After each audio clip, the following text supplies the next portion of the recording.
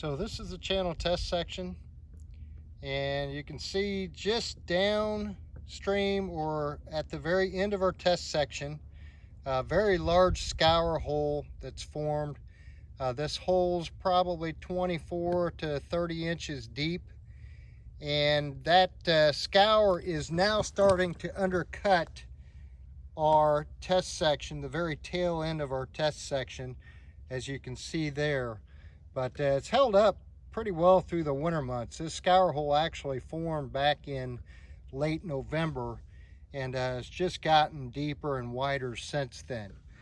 But as we go on down past the control section, and that control section had no ShearForce 10 product on it, and it was only seeded and straw mulched at the time of installation of the matting.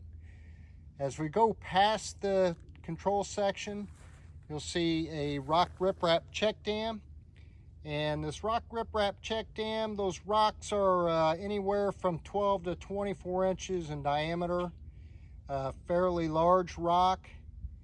And you can see that check dam is literally blown out with all the flow that's occurred in this channel through the winter months.